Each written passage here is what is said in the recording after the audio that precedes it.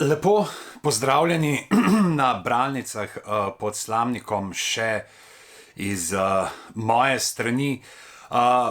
Danes sem pripravil, ne bom rekel zapis, mogoče izpiske bi bilo bolj reči, iz tele knjige, iz Krive so zvezde, Johna Greena, ki še vedno ostaja, mislim, da je ena mojih najbolj intenzivnih prevajalskih izkušenj.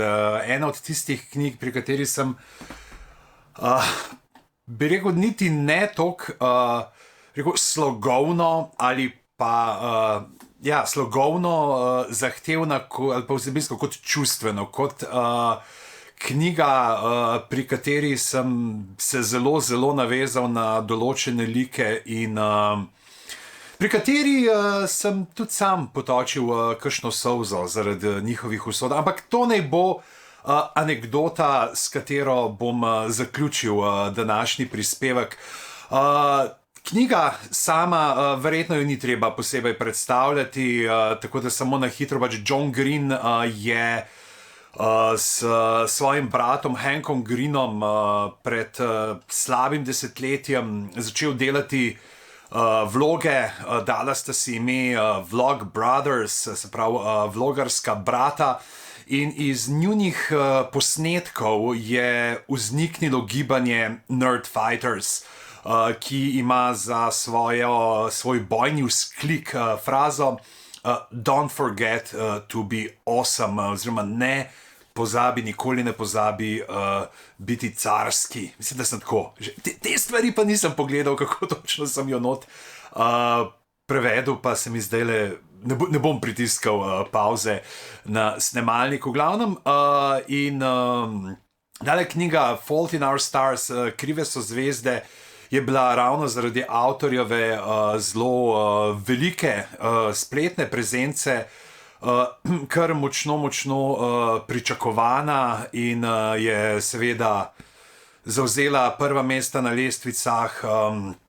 Kasneje se je prelila tudi v filmsko obliko, v film, ki dejansko več glede na vso kompleksnost romana niti ni toliko, bi rekel, slab približek, ampak kar v redu približek zgodbe, kjer pa seveda umanjka tisto, kar tej knjigi, mislim, da največji plus te knjige so pravzaprav ta razmišljanja, notranji monologi in opisi obeh glavnih junakov, se pravi Hazel Grace in pa Augusta Watersa. Tukaj sem se imel tudi preznam mečkan, ko sem prevajal.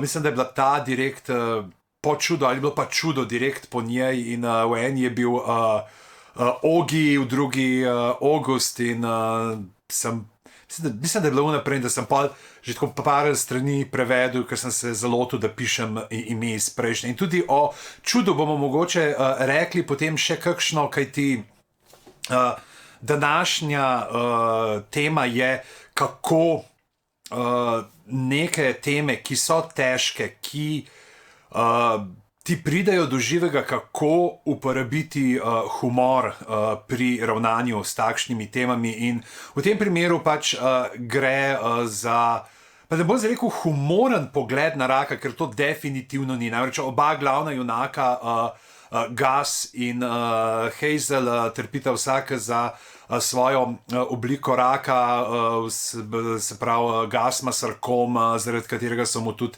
odrezali nogo. Tukaj moram zdaj povedati, kvarniki bojo. Zdaj, če niste brali še knjige, vam bo mogoče kakšno stvar razkril nehote. In pa Hazel, ki zaradi raka, ki so ji ga, vsaj začasno, ustavili, povedali so ji, da ga premagali ne bo nikoli, ampak ima težave z dihanjem, stalno priklopljena na kisik, pljuča ji zaliva voda in tako naprej. Ne gre za humoren pogled na raka, niti podrazno, ampak gre za kako k tej temi pristopiti tudi s humornim pogledom. In zdaj John Green je v knjigi uporabil kar nekaj različnih prijemov in te prijeme si bomo pogledali danes. Zdaj, če začnemo mogoče lahko še to povemo, no, da dejansko je ta zgodba je bila spočeta, ko je John Green delal kot prostovoljec v bolnišnici na oddelku, kjer so bili tudi najstniški in otroški rakavi bolniki, in je potem te zgodbe prenesel, ampak seveda ne gre za bi rekel veren prenos ne ene zgodbe, ampak si je zamislil čisto svojo zgodbo, vanjo vpletel knjigo v knjigi, ki jo je napisal Peter Van Houten, zelo izmuzljivi pisatelj, vladar vseh bolezni je naslov tej knjigi, s katero je Hazel, glavna junakinja, zelo orang, predvsej resnično obsedena. In potem je dejansko tudi ta knjiga eno od teh členov, ki poveže njo in Gasa. Ampak dajmo pogledati zdaj korak nazaj, stran od knjige. Humor je po različnih teorijah smeha, čemu služi smeh, zakaj ga uporabljamo. Se mi zdi, da vsaj pri tej knjigi prideta upoštev dve stvari, dve funkciji smeha. Prva funkcija je tista, da gre za sprostitev napetosti. Se pravi, mi se zasmejimo, ko pričakujemo nekaj težkega, nekaj mučnega, in potem, ko vidimo, da je stvar mogoče ni bila tako resna, se zasmejimo, oziroma uporabljamo tudi smeh za sproščanje lastnih napetosti. Druga funkcija smeha, ki pa se mi zdi, da je pravzaprav sploh v odnosu teh mladih junakov v tej knjigi do raka, do njihovih bolezni, je pa pravzaprav funkcija, bi rekel, spodkopavanja avtoritet. Lahko bi rekel, da je pač dejansko rak je bolezen, nad katero nimajo nadzora, na katero nimajo vpliva. Zbrav, gre za zunanje okoliščine, in humor je ena od tistih stvari, ki jim pomaga preživeti tudi z dobršno merjo samo ironije, črnega humorja. In pa seveda pravijo sploh, kadar gre, ko smešimo avtoritete, jim s tem jemljemo moč. In na ta način pravzaprav lahko rečemo, da tudi ti literarni liki jemljajo moč v svojem svetu tej bolezni, ki jih drži v zelo čvrstem primežu. To je pravzaprav, ta funkcija je splošno znana in se pojavila stalno skozi zgodovino, ljudje uporabljamo, in ta pač pravzaprav tudi sprostitev napetosti. Vsi vemo pravzaprav, koliko nekega črnega humorja se je rodilo v Bosni med vojno, kako so pravzaprav prebivalci Sarajeva obleganje preživljali šalami na ustih, da so si lajšali neizhodni položaj. In nekako v tem načinu se pravi, da se imaš bolezen, ki te drži v primežu, tako smeh uporabljajo tudi glavni junaki. Zdaj, jaz bom prebral kar nekaj odlomkov, zaradi tega pač, da bomo prišli do neke bolj slikovitega prikaza, da bomo videli, da ne bo samo teoretsko, da imamo tudi praktični prikaz.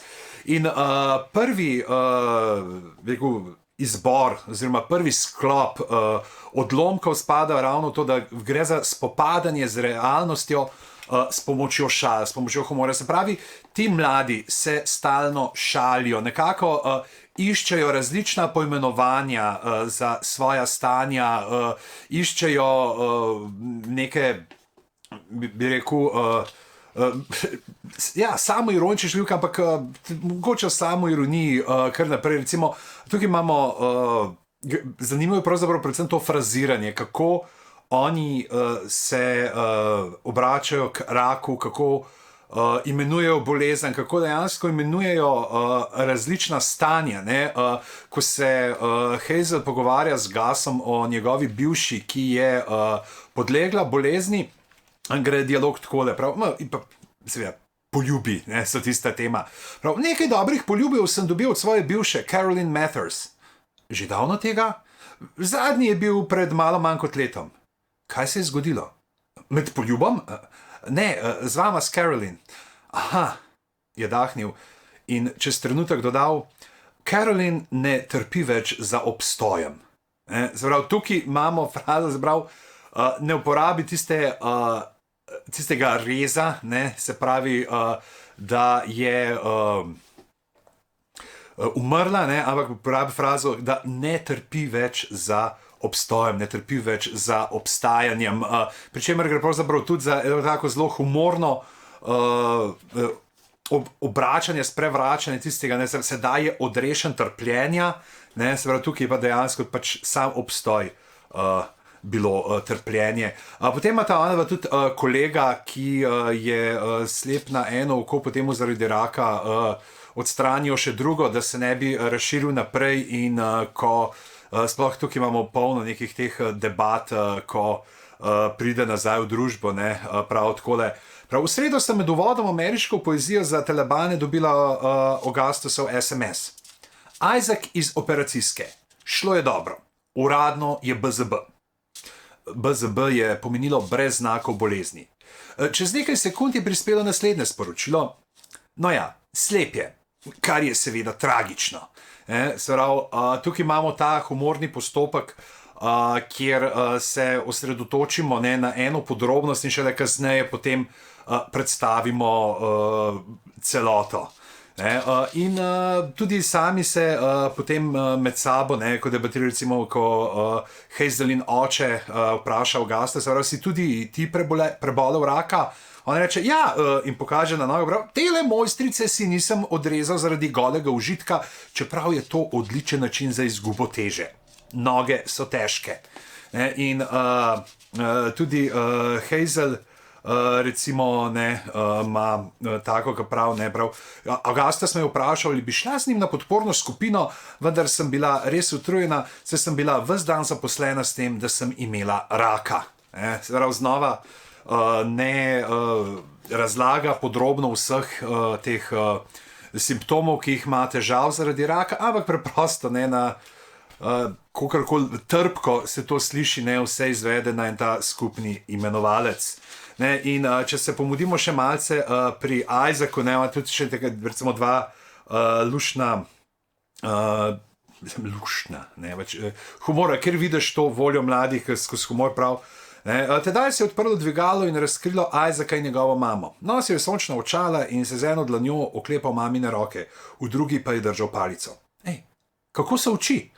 Izvrstno! Mislim, edina težava je, da niso v moji glavi.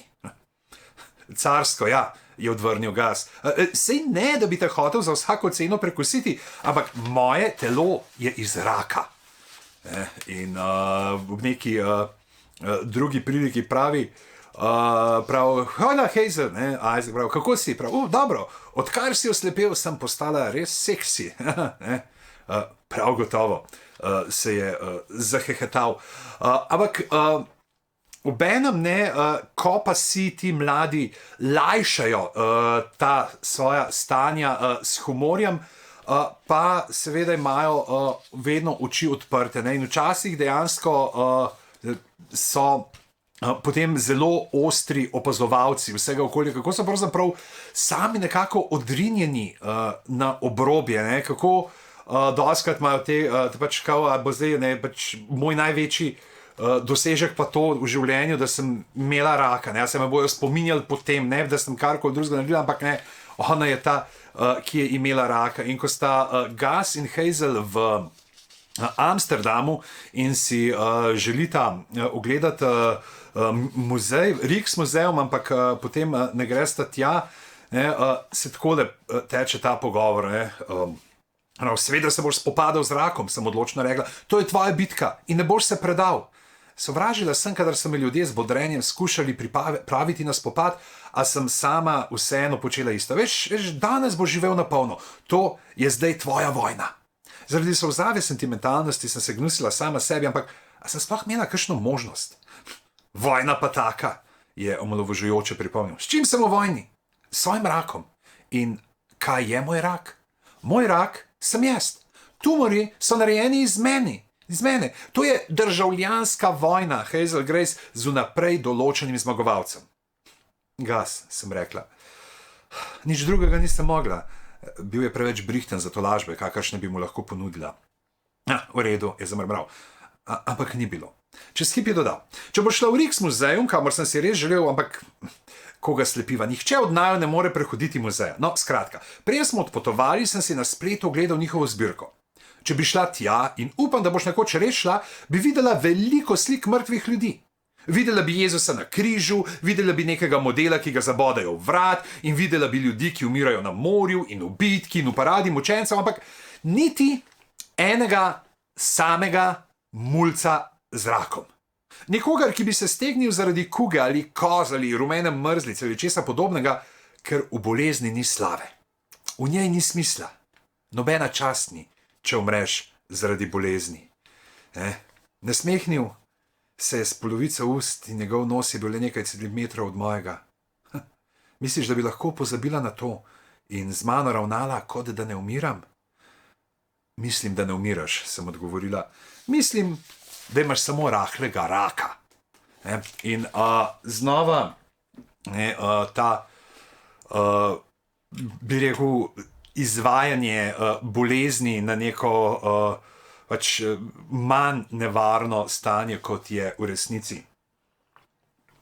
Seveda potem vsa ta neka spopadanja s humorjem neizbežno pripeljejo tudi do tega, da se norčujejo iz samih sebe. Mislim, da itak smo pravzaprav tukaj v knjigi imamo najstnike. Najstniki so mojstri samo poniževanja na humoren način, žal doskrat tudi pač ne na humoren način, pač so težave s samo podobo resnični problemi, ki jih imajo, ampak v tej knjigi se dostikrat potem zelo z veliko mero samoironije obračajo na svoje težave in tudi nekako niso, bi rekel, pač se zavedajo tega situacije, v kakršni so, recimo, ko Gas zelo pelje prvič Hazel v avto in Hazel vidi, kako slabo on vozi, ne vradi, in več 4-krat sem delal izpit in ki je že skoraj padel, mu je inštruktor rekel, prav, tvoja vožnja je neprijetna, ni pa tehnično nevarna. Ne vem, če bi se strinjala, sem zamrmrala, sumim, da je šlo za rakov priboljšek. Rakovi priboljški so malenkosti, ki jih dobijo otroci z rakom. Navadni otroci pa ne. Košarkarske žoge, ki so jih podpisali športni zvezdniki, spregledani zamujeni roki za oddajo domačih nalog, nezasluženi vozniški izpiti in tako dalje. In to je dejansko tudi tema, se pravi, da nekako humorno gledata na vse te neke bonuske, ki jih dobita, ki ste jih deležna, zavedata se, pač ja, da je do tega prišlo zaradi njune bolezni, ampak ko vzamete in se potem še rahlo norčujete zraven. Ko se recimo na letalu vračata iz Amsterdama in stevardesa ponuja pijačo, prav Gas, a lahko dobiva malo šampanca, prosim.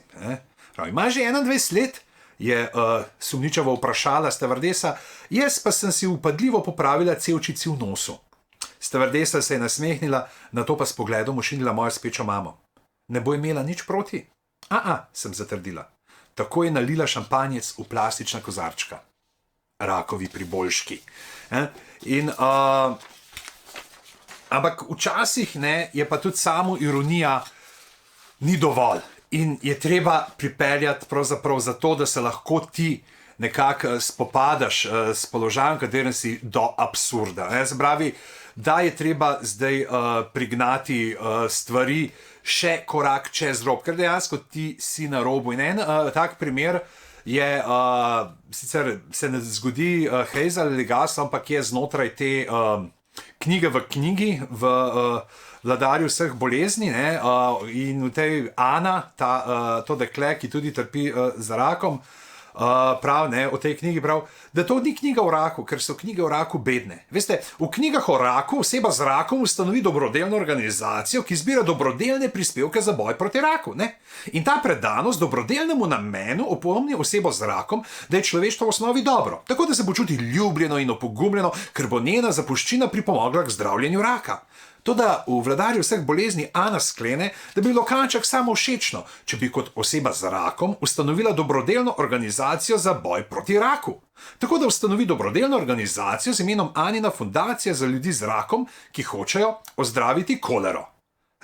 Poleg tega je Ana glede vsega iskrena tako, kot ni ponavadi nihče. Skozi celotno knjigo govori o sebi kot o stranskem učinku, kar je totalno pravilno. Otroci z rakom so v bistvu stranski učinek neutrudne mutacije, ki omogoča raznolikost življenja na Zemlji. Tukaj potem še ena dobršna mera cinizma. En tak zelo tudi absurden po svoje primer znotraj knjige je pa potem tudi, ko Gus sam sebi priredi predpogreb, zato ker si želi slišati, kakšna govora sta mu pripravila Isaac in Hazel. Pravi pač vem, če tega ne bom doživel, bi pa rad slišal, kaj bosta govorila o meni. In prav, tako da Gus prav, v glavnem vem, da je malce samovšečno. Ej, kradeš moj nagrobni govor, je vzkliknil Isaac. Začne se s tem, kakšen samovšečen prasec si bil. Zasmejala sem se. V redu, je rekel Gus, kar se mene tiče, lahko začneš. Isaac se je odkašljal. Augustus Waters je bil samovšečen prasec. Ampak mu odpuščamo pa ne zato, ker se je dobrota njegovega metaforičnega srca lahko kosala z bednostjo njegovega pravega srca, ali zato, ker je znal cigareto držati bolje kot katerikoli kadilec v zgodovini, ali ker mu je bilo podarenih 18 let, čeprav bi si jih zaslužil več. 17, ga je popravil Gus. Predvidevam, da ima še nekaj časa ti prekinjajoči prasec. Povem vam, je nadaljeval Isaac, Augustus Waters je toliko gobcal, da te je prekinil na lastnem pogrebu. Pa kako domišljal je bil za Boga milega, ta mulec ni šel niti enkrat scat, ne da bi premišljeval o številnih metaforičnih resonancah proizvodnje človeških odplak. In bil je nečimaren. Dvomim, da sem že kdaj srečal telesno privlačnejšo osebo, ki se je bolj akutno zavedala lastne telesne privlačnosti. Ampak rekel bom tole. Ko se bodo znanstveniki prihodnosti prikazali pri meni doma z robotskimi očmi in mi rekli, da jih poskusim, in bom rekel, naj odjebajo, ker nočem videti sveta brez njega. Tedaj sem že rahlo jokala. In potem, ko jih bom popozno seznanil s svojo voljo, si bom vseeno nataknil robotske oči, ker mislim, da bom z robotskimi puncami očmi najbrž videl puncam skozi majico in podobno. Augustus, prijatelj moj, srečno pot. In se pravi, tukaj imamo... po svojo željo, slišati, kaj drugi menijo o tebi, ampak obenem spojeno s tem absurdnim dogodkom predpogreba, ki se ga udeležita. Seveda potem tukaj se zgodi potem še en tak obrat znotraj zgodbe, ker Hazel tukaj na njegovem predpogrebu dejansko pove govor zase, na to na dejanskem pogrebu pa se zadnji trenutek premisli in ne naredi iskrenega govora, kakršnega bi se želel Gus, ampak pripravi govor za njegove starše in druge žalujoče. Pač, da pogrebi so za žive, ne za mrtve in treba je ustreči njim. Seveda je, zdaj smo že parkrat tudi cinizem omenil noter, ker cinizem je en tak... lahko bi rekel, pač ta jedek tip humorja, humor pravzaprav, ki ga uporabljajo ljudje, kanček tudi daj lahko naveličani nad svetom in pravzaprav ljudje, ki so v nekem položaju, ko gledajo kanček zviška na svet okoli sebe in jasno, ko vsi ti mladi, ko Hazel, ko Gus, ko Isaac opazujejo svet, ki se vrti okoli njih, ko opazujejo stvari, ki se jim dogajajo zaradi bolezni, ugodnosti, ki jih dobijo zaradi bolezni in seveda tudi, bi rekel, pač iz tega pogleda človeka, ki ima neozdravljivo bolezen, pač tudi na to okrutnost življenjske loterije, ki je ravno njih s to mutacijo obdarila, da potem začnejo gledati zelo cinično na vse skupaj, kot pravi, da prav to, da na samem začetku knjige ga pride v podporno skupino, ki jo vodi nek Patrik, ki je tudi že premagal raka, prav. Ko smo prišli na okrog, je Patrik vedno vprašal, ali bi kdo rad kaj delil skupino. Tako se je začelo podporno drkanje v krogu. Vsi so govorili o boju in spopadanju in premagovanju in krčenju in slikanju. Če sem poštena do Patrika, nam je dovolil govoriti tudi o umiranju, to da večina jih ni umirala. Večina bo dočakala odrasla leta, tako kot Patrik. Kar je pomenilo, da je bilo med nami ogromno tekmovalnosti. Se nismo hoteli premagati samo raka, temveč tudi druge ljudi v prostoru. Zavedam se, da je to nerazumsko, ampak ko ti povejo, da imaš recimo 20% možnost, da boš živel še 5 let, vstopi v igro matematika in zračunaš, da je to eden od 5. Zato se razgledaš in pomisliš, kakor bi vsak zdrav človek. Preživeti moram 4 od teh barab. Zelo en tak močen, ciničen pogled je pravzaprav tudi na to neko zlagano upanje, zlagano, oziroma ne bi rekel zlagano, ker je pri ljudeh iskrena, ampak na neučinkovito vero v pozitivne misli. Pri Gasu doma imajo vse stene, blazine izvezene, prelimane z raznimi bodrilnimi pozitivnimi stavki, ne, in ko jih Hazel prvič na obisku se ugleduje, pravi, ne, da je tam risba angela z napisom, kako bi brez bolečine sploh poznali radost. No, to je star argument na področju razmišljanja o trpljenju. O njegovi neumnosti in pomankanju pronicljivosti bi lahko razpredali stoletja, ampak naj zadostuje, če omenim, da obstoj brokolija nikakor ne vpliva na okus čokolade. Ja, sem rekla, lepa misel. Ne? Oziroma, mogoče kdaj tudi potem cinično gledajo nase, ne, ko je zdravnica pravi, ne, da tvoj rak ostaja, Hazel. To, da videli smo že ljudi s tvojo stopno razširjenosti tumorja, ki so dolgo živeli, in ona potem sama pri sebi, nisem vprašala, kaj pomeni dolgo. To napako sem nekoč že naredila. Ne, oziroma, tudi cinizem v odnosu do drugih, ne, ko so na podporni skupini in je ena od soudeleženk, ki je v remisiji, pravi, svetlolasa, zdrava, čvrsta Lida, ki je plavala za srednješolsko moštvo. Lida, ki je manjkal samo slepič, je izrekla moje ime. Rekla je, Hazel mi je v navdih. Res mi je. Bojuje se brez predaha, vstaja vsako jutro in se podaja v vojno brez negodovanja. Kako je močna. Predvsem močnejša je od mene. Želim si, da bi imela njeno moč. Hazel, je vprašal Patrik, kako se počutiš ob tem? Skomignila sem in pogledala Lido. Dam ti svojo moč, če lahko dobim tvojo remisijo. No, takoj, ko sem izrekla te besede, me je zapekla vest. In še ena stvar, ki jo pravzaprav tudi na tak ciničen način obravnava, je odnos, oziroma ne, spet kot tista bodrila od matere, je pa potem sporočila, ki jih ljudje pišejo ob slovesu, ob smrti, ki jih pišejo v spomin preminulim. In ko Gas umre in potem Hazel na njegovem Facebooku gleda, kaj vse mu pišejo ljudje, in prav tako prav, v naših srcih bo živel večno, car. Ta me je še posebej razkuril, ker je namigoval na nesmrtnost tistih, ki so ostali za tabo. V mojem spominu bo živel večno, ker bom jaz živel večno. Zdaj sem tvoj bog, mrtvi poba, lastim si te. Prepričanje, da ne boš umrl, je samo še en stranski učinek umiranja. In potem naslednji. Vedno si bil res dober prijatelj. Žal mi je, da se nisva več videla potem, ko si šel iz šole, stari. Stavim, da že nabijaš basket v nebesih. Predstavljala sem si Augustusovo analizo tega komentarja. Če v nebesih igram košarko, mar to implicira snovno lokacijo nebes, ki vsebuje snovne košarkarske žoge. Kdo izdeluje dotične žoge? Ali so v nebesih manj srečne duše, ki delajo v nebeški tovarni košarkarskih žog, zato da lahko jaz igram? Ali je vsemogočni Bog ustvaril žoge iz vakuma vesolja? So ta nebesa v nekakšnem nezaznavnem vesolju, ker zakoni fizike ne veljajo, in če to drži, zakaj za vraga bi igral košarko, če bi lahko letel ali bral ali opazoval lepe ljudi ali kaj drugega, kar dejansko rad počnem?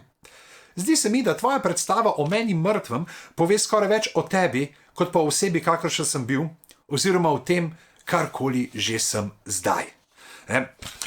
Je pa tudi res pravzaprav, da ni Ne, zdaj, s humorjem se ne uklepajo samo teh nekih slabših plati, samo iskanje rešitev, ampak znajo s humorjem pogledati tudi na pozitivne plati življenja. Tako Hazel recimo v Amsterdamu pravi, da človek bi se zlahka čudil blaznosti nastale situacije. Mama pošlje svojo 16-letno hčerko samo 17-letnim fantom na ulice tujega mesta, ki stoji po svoji liberalnosti. A tudi to je bil stranski učitek umiranja. Nisem mogla teči ali plesati ali jesti hrane z veliko osebnostjo dušika, toda v mestu svobode sem bila ena njegovih najbolj osvobojenih prebivalk. Potem se zelo humorno loteva tudi ljubezenskih težav. Zdaj, ljubezenske težave dejansko niso nujno, bi rekel pač povezane z rakom, ampak dejansko zaradi raka, tudi njuna mladost, tudi njuno odraščanje ni vsakdanje in je to prepleteno s tem. In tako na neki točki, ko se začneta pogovarjati o tem, tako hipotetično, če bi to slučajno, kakšen zmenk imela, pa ne vem kaj, in prav, da bi v Amsterdamu bi doživela napad zaradi deoksigenacije, ki bi bil verjetno usoden, in moje truplo bi poslali domov v tovornem delu letala, sem rekla. No ja, ampak predtem bi se zaradi te moje veličastne romantične poteze brez dvoma dala dol z mano. Zasmejala sem se precej močno. Dovolj močno, da sem čutila mesto v prsih, kjer sem imela prej cevko. Smeješ se, ker je res, je pripomnil. Spet sem se zasmejala. Res je, a ne da je? Najbrž ne, sem ogovarjala, čez hip pa dodala. Ampak nikoli ne veš. Obupano je zastokal. Umrl bom kot devičnik. Devičnik si? Sem presenečeno vprašala.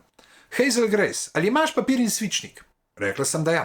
V redu, prosim, nariši krog. In sem ga. Zdaj v tem krogu nariši manjši krog. Narisano. Večji krog so devičniki. Manjši krog so 17-letniki z eno nogo. Znova sem se zasmajala in mu povedala, da če se večina tvojih družabnih obveznosti zgodi v otroški bolnišnici, to prav tako ne spodbuja promiskuitete. Zelo je potem tudi recimo njun, ko pride do tega, da dejansko spita skupaj, je vse opisano zelo tako nežno, romantično, ampak vseeno znova pride do nekih teh komičnih situacij, v katere prijeta zaradi tega, pač, ker mora ona imeti na sebi cevko s kisikom in potem kako bo sta ona dva zdaj majico, kako si bo slekla in vse pač. Ampak vse na zelo tak nežno humoren način. Se pravi, ni, da bi bilo na katerikoli točki prišlo do norčevanja iz njunega odnosa, ampak samo znova prikaz neke te absurdnosti situacije mladih, ki ju je bolezen zaznamovala, ampak želita vseeno nekako živeti čim bolj najstniško, kot je mogoče. Je pa humor, ko se počasi bližamo koncu, uporabljam tudi kot način karakterizacije likov, tako na neki točki lahko negativno, se pravi, kot ta Peter Van Houten, ta pisatelj, ki ga obiščeta v Amsterdamu in vidi, da dejansko, da je star zapitež, se začne dreti na nekaj, kar on, njemu je smešno, kar mu je humorno, kako sta ponesrečeni mutaciji, ne vem kaj, in se zraven malo krohota, v resnici ga to zelo opiše. Po drugi strani pa je kar nekaj takih zelo zabavnih dialogov, kjer pa skozi ravno humorne izjave, niti ne s toliko samo ironije, ampak z nekim čist zdravim humorjem spoznavamo, kako imata Gus in pa Hazel vseeno premoreta zelo veliko mero volje do življenja. In potem pridemo samo še do zadnje točke, kjer je humor tudi uporabljen, in sicer gre za rušenje klišejev o ljudeh z rakom. Tako kot smo prej že videli en odlomek, v katerem se pač o tem vladarju vseh bolezni, kako je zdaj, pač, da te bolniki ustanovijo fundacijo in potem. Tako dejansko skozi celo knjigo se pisatelj, tudi sam pa skozi izjave obeh glavnih likov, ukvarja s tem, kakšni so te neki klišeji, ki veljajo običajno za take filme, za take romane. Ne? In ko se pogovarjata Gus in Hazel o Gusovi bivši, izvemo enega od teh klišejev in kako v resnici ne držijo. Fora mrtvih ljudi je, fora je, da zveniš kot prasec, če jih ne idealiziraš, resnica pa je zapletena, recimo. Saj poznaš kliše o stoični in odločeni žrtvi raka, ki se junaško in z nečloveško močjo bojuje proti svojemu raku in se nikoli ne pritožuje in se ne neha smehljati do samega konca itd. Jasno, sem odvrnila. To so dobrosrčni in velikodušni ljudje, katerih sleherni dah je navdih za vse nas. Kako so močni, kako jih občudujemo. Seveda, ampak v resnici mislim razen naju. Jasno, otroci z rakom statistično niso nič verjetneje carski ali sočutni ali vztrajni ali karkoli že. Caroline je bila vedno čemerna in zamorjena, toda to mi je bilo všeč. Všeč mi je bil občutek, da me je izbrala za edino osebo na svetu, ki je ne sovraži, in tako sva ves čas tičala skupaj in samo penila nad vsemi. Štekaš? Penila nad medicinskimi sestrami in drugimi mulci, najnimi domačimi in vsem, kar nam je padlo na pamet. Ampak ne vem, ali je bilo to ona ali njen tumor. Mislim, ena od njenih sester mi je povedala, da tumorju, ki ga je imela Caroline, medicinari pravijo kretenov tumor, ker te preprosto spremeni v pošast. Torej, imamo tukaj punco, ki manjka petina možganov in ki se je pravkar ponovil kretenov tumor, tako da ni ravno zgled stoičnega junaštva rakavih otrok. Bila je, no, če sem iskren, bila je prasica. Ampak tega ne moreš reči, ker je imela tumor in tudi ker je mrtva. In imela je dovolj razlogov za neprijaznost, veš. Vedela sem. In tako se pravzaprav s tem razbijanjem klišejev tudi zelo trpko konča njuna zgodba,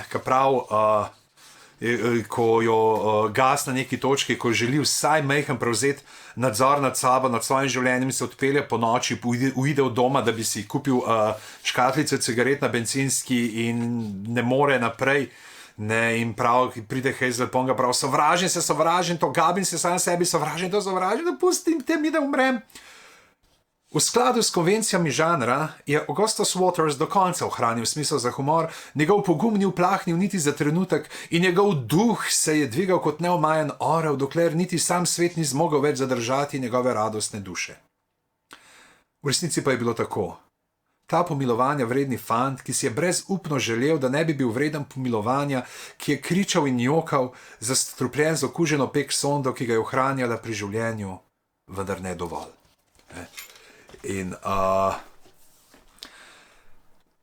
je bil mogoče malo močen za konec. Upam, da ne bo preveč zatlačen, ampak dejansko knjiga je humorna, polna je nekih skrivih domislic, ima pa tudi seveda ni zdaj to, da bi rekel, neko pleho branje, se bomo pa smejali samo, ampak dejansko seže do čustva, predvsem zaradi tega, ker so te liki tako iskreni, tako verjetni, ravno zaradi tega, ker se skuša pisatelj čim bolj izogibati tem nekim klišejem.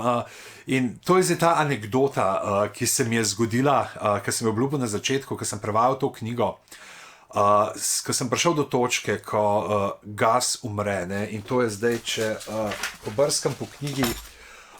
Jaz sem to knjigo itak prebral, mislim, da je vsaj dvakrat, preden sem se jo lotil prevajati, vedel sem, kaj se zgodi, in potem, kot prevajam, in sem prišel do stavka, ki se glasi: Augustus Waters je umrl 8 dni po svojem predpogrebu na intenzivnem oddelku spominske, kjer mu je rak, ki je bil narejen iz njega, naposled zaustavil srce, ki je bilo prav tako narejeno iz njega.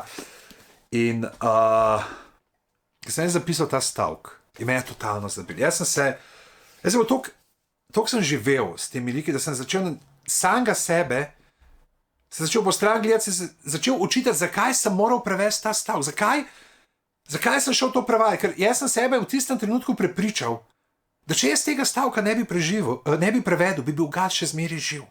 In čeprav se zavedam, da so pač ti liki fikcije, da nikoli niso v resnici živeli, da so samo produkt pisateljevih idej, sem se toliko poistovetil z njimi. In zato zato si upam, torej, da je ta knjiga res vredna vašega časa in vredna, da jo predstavimo mladim in predvsem zaradi tega, ker bo tako dobro zmešan in smeh in solze in take knjige, ki nas nagovorijo na obeh področjih in ki zagrizejo v to temo raka, ki se ne bojijo biti na trenutke cinični, na trenutke okrutni, na trenutke seveda tudi zelo nežni. Od takih knjig pravzaprav lahko odnesemo največ in take zgodbe nam zelo, zelo pomagajo tudi pri in grajenju empatije in vseh drugih zadev. Tako da, zdaj sem pa spet v tistem filmu, jaz bom se rekel, hvala za vašo pozornost, bil sem večkrat daljši kot pol ure, tako da hvala, ker ste poslušali tole in pa veselo branje v Slamnikih še naprej. Adijo.